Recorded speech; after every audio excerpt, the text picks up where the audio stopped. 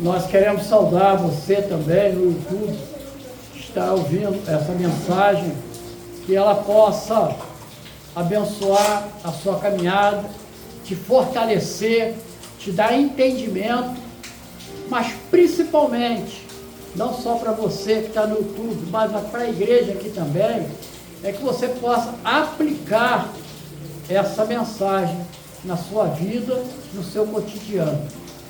E para isso, nós vamos fazer a leitura em Isaías, capítulo 38, versículo de 1 a 5. A palavra assim nos diz: naqueles dias, Ezequias adoeceu de uma enfermidade mortal, e veio a ele Isaías, filho de Amós, o profeta, e lhe disse: assim diz o Senhor, põe em ordem a tua casa, porque morrerás e não viverás. Eu vou repetir com ênfase: põe em ordem a tua casa, porque morrerás e não viverás.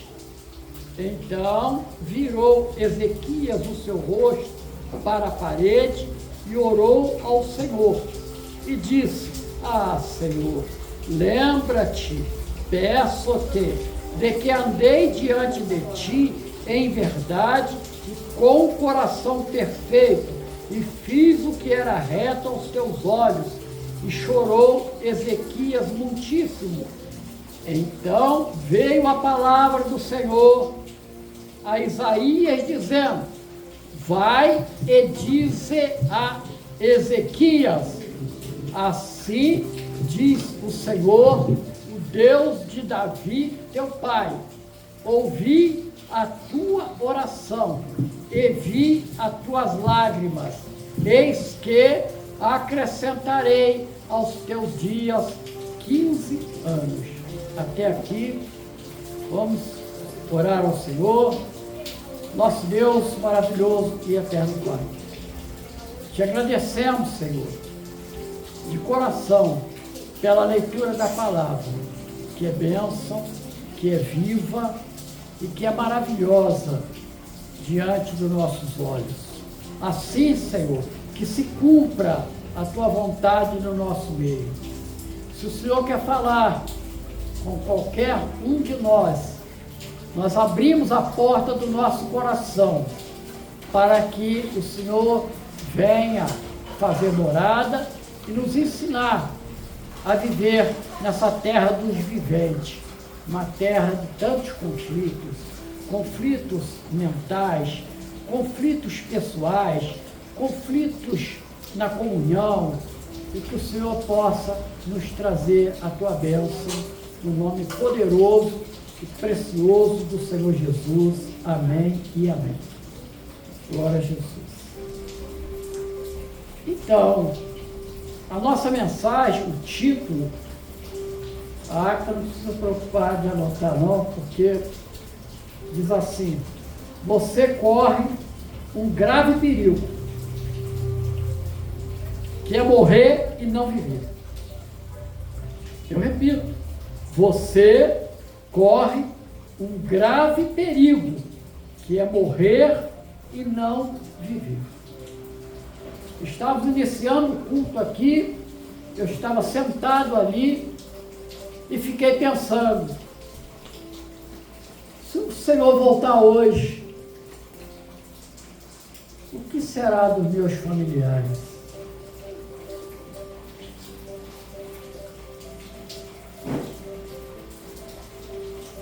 O que será dos meus amigos?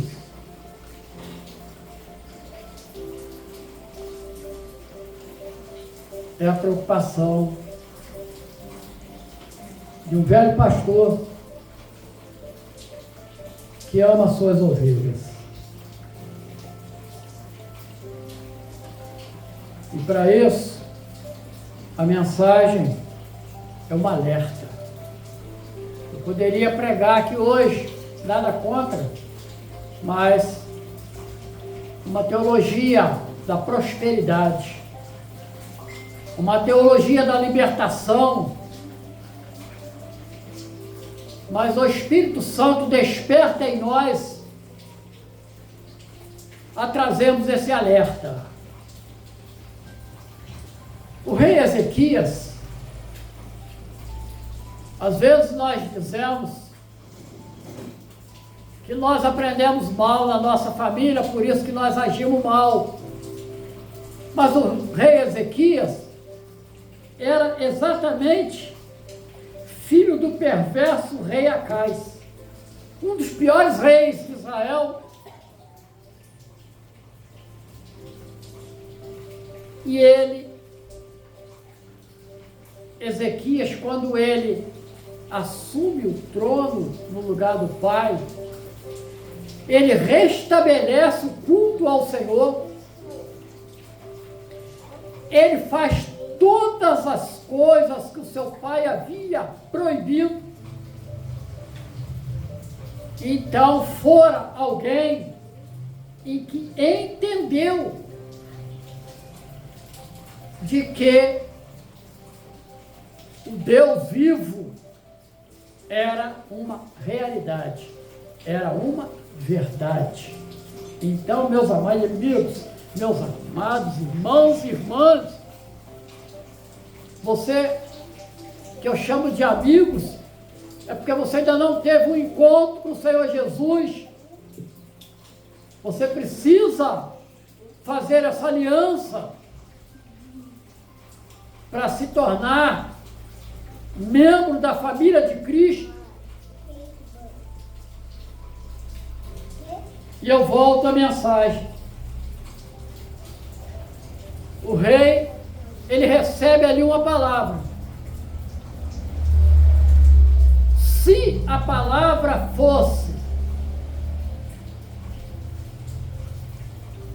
rei, você vai morrer, põe em ordem a tua casa, tudo bem, tudo tranquilo, porque morrer todos nós iremos, num tempo que nós não sabemos. Está aí a beleza da vida, nós não sabemos o dia nem a hora. Essa semana que passou, o Senhor chamou um irmão nosso, e eu estava dizendo para o irmão dele, de que na véspera dele partir, eu entrando num compartimento da minha casa, eu senti, entregou no meu corpo, e eu chamei a pastora Maria e disse para ela: o nosso irmão, ele vai partir. Ela disse: por quê? Por que você está dizendo isso? Eu falei: porque ele me fez a última visita. E no dia seguinte, às 18 horas e 30 minutos, ele partiu para as mansões celestiais. Não por acaso, debaixo de 4 anos, né, pastora Maria? De 4 anos de contínuas orações pela vida dele, 5 vezes por dia. O Senhor sustentou ele esse tempo todo. Para a medicina já não havia mais nada a ser feito. Mas a profecia se cumpriu na vida dele.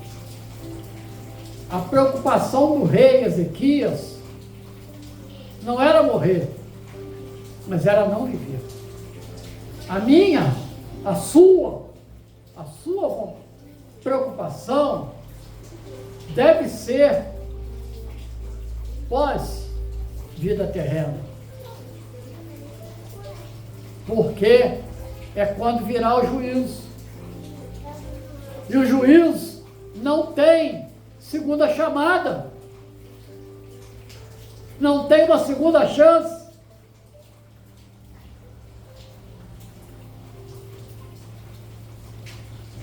Mas o que levou o rei Ezequias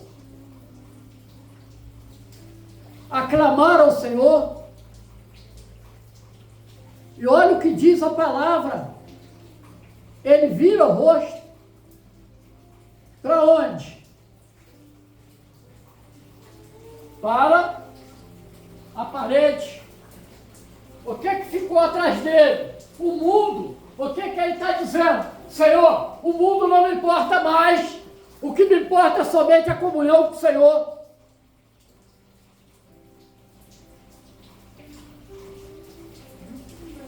Mas por que isso, meu amado, minha amada? O que nós precisamos é que se cumpra em nossas vidas a palavra do Senhor Jesus, contida em João 1, 8:32.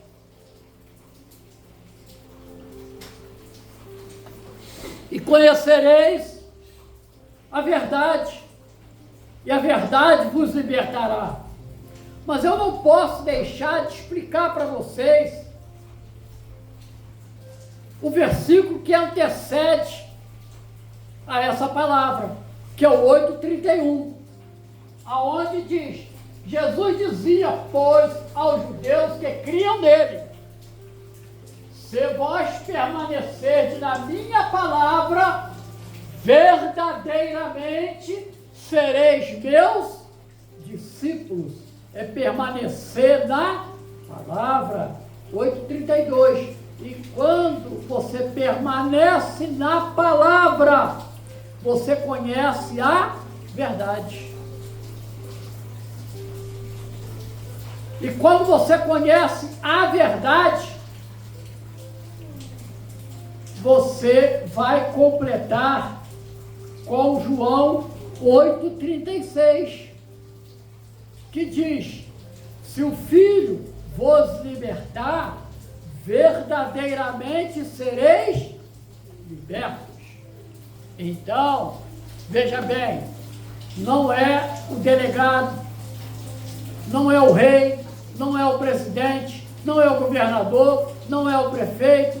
Ninguém pode e é capaz de te libertar da condenação do pecado. Ninguém pode te libertar, eu estou repetindo, da condenação do pecado. Só a verdade. E a verdade não é um conceito abstrato. Perdoe-me, quando você lê, o que é a verdade? É a comprovação do fato que se alega, mas isso está no dicionário. Mas a verdade que nós pregamos é uma pessoa. E essa pessoa é Jesus Cristo, que ele mesmo se identifica em João 14:6, que diz assim: eu sou o caminho, eu sou a verdade, e eu sou a vida. Ninguém vem ao Pai senão por mim. Ele fala do alto, da eternidade, do céu. Por nós não podemos chegar na casa do Pai. Olha a preocupação. Então, quando a palavra de Deus é para mim, é para você que está no YouTube, desculpe-me a ênfase, eu poderia fazê-lo de forma diferente, mas a palavra para nós nesta noite é: põe em ordem a tua casa. Mas pastor, o que é pôr em ordem a minha casa? Põe em ordem o teu coração. Porque nós somos templos do Espírito Santo. Então nós não podemos deixar o nosso coração contaminado com as obras da carne. Aonde está isso? É longa a nossa relação de obras da carne. Emanuel, coloca aí para mim Gálatas Fica logo após 1 Coríntios, 2 Coríntios, né? Gálatas, capítulo 5, versículo 19. Gálatas 5, 19. E nós vamos seguir. O que contamina a carne? O que contamina o nosso coração? Nós vamos ver. Porque as obras da carne, elas são manifestas. As quais são prostituição, impureza, lascívia, idolatria, feitiçarias, inimizade, olha, tudo é obra da carne, porfia, emulações, iras, pelejas, dissensões, heresias, invejas, homicídios, bebedices, glutonarias e coisas semelhantes a estas, acerca das quais vos declaro, como já antes vos disse, que os que cometem tais coisas não herdarão o reino de Deus. Perdoe, amigos, perdoe, irmãos, perdoe, irmãs. Olha a advertência: não herdarão o reino de Deus. Se você não herdar o reino de Deus, se nós não herdarmos o reino de Deus, está reservado para nós a negritude do inferno, lago de fogo e de enxofre. Se aqui no mundo você encontra maldade, lá ela será geometricamente multiplicada. E lá o fogo não se apaga. É sério isso. Todas essas obras da carne que nós falamos constroem um castelo de perdição. Perdoe-me falar desse jeito, mas porque o pastor que ama as suas ovelhas, como o Senhor Jesus, ele não quer ninguém nesse lugar.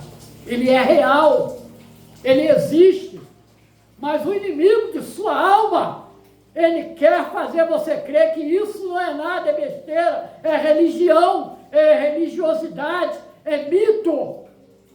Mas a palavra de Deus é a verdade. E eu digo, felizmente, é a verdade. Então, põe ordem à tua casa. Primeira coisa que você vai varrer da sua vida é tirar as obras da carne. E é bom, né? O pecado é uma bênção. Para não dizer o contrário. Quando você varre a sua casa, quando você chama o Senhor Jesus, porque Ele não arromba o seu coração, Ele bate. Ele diz assim: se você abrir, eu entro no seu coração, eu ceio com você.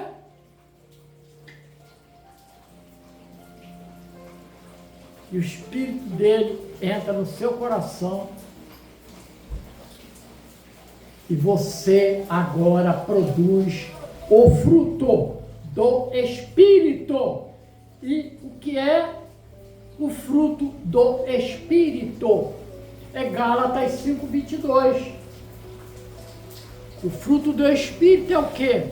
Caridade, que é amor, gozo, paz, longanimidade, benignidade, bondade, fé, mansidão e temperança.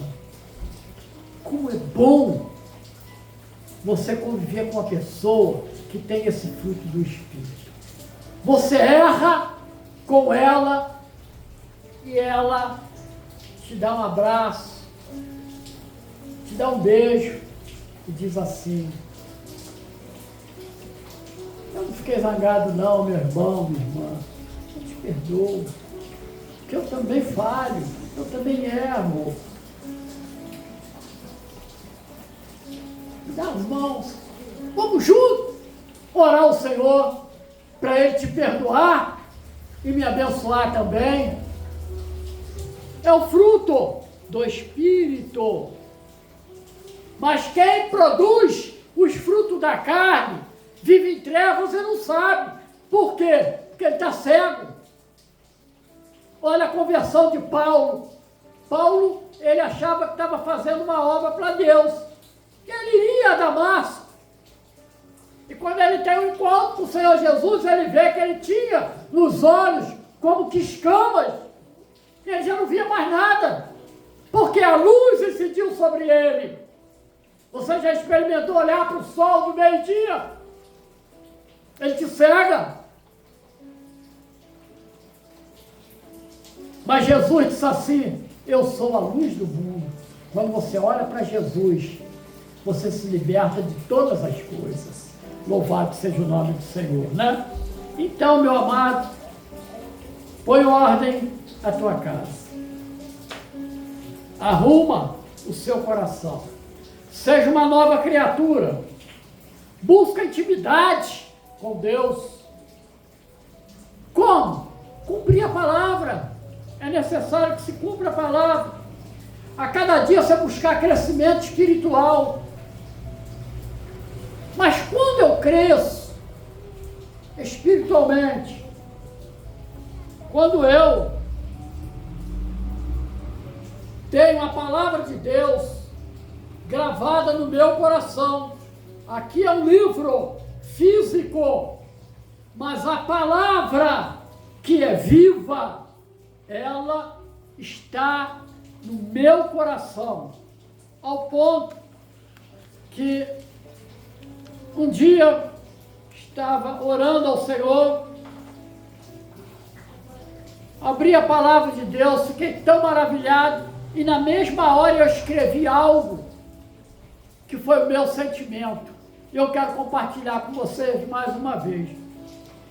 E eu escrevi assim: quando nós abrimos a Bíblia, que é a palavra viva de Deus, ela nos faz sentir o pulsar da vida, do sangue que escorre da eternidade, nos lavando a nossa alma dos pecados, advindo da palavra de Deus, e nós mergulhamos maravilhosamente e sentimos a transcendência de Deus sobre nós. Escrevi aqui direitinho, está aqui na minha Bíblia. Então, eu peço ao Senhor todos os dias: me transforme, muda-me a minha mente carnal. Louvado seja o nome do Senhor. Me mostre a verdade. Mas o que é principal, para você que está me ouvindo no YouTube, para a igreja que está aqui, você quer ouvir a verdade? Se prepara para suas renúncias. Você quer ouvir a verdade? Ou você quer ser Pilatos? Vamos ao exemplo? João 18, 37 e 38. Era o momento que Jesus seria julgado por Pôncio Pilatos, governador romano, que estava ali na Judéia. E disse-lhe, pois, Pilatos: logo tu és rei? Olha o que Jesus responde para ele: tu que está dizendo que eu sou. A palavra diz que Deus não fala com pecadores. Tu diz que eu sou. Eu para isso nasci e vim para isso ao mundo, a fim de dar testemunho da verdade. Ó, testemunho da verdade. Então o testemunho dele é verdadeiro. Todo aquele que é da verdade ouve a minha voz. Quem sabe você nesse momento, só um minutinho, Manuel, você neste momento, seus ouvidos estão tampados. Abre-os, porque a verdade está aí diante de você. No 38, a atitude, disse-lhe Pilatos, o que é verdade?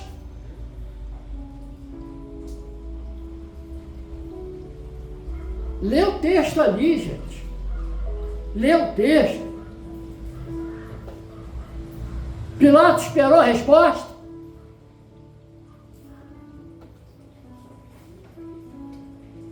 Ele se voltou até os judeus e disse-lhes, não acho nele crime algum.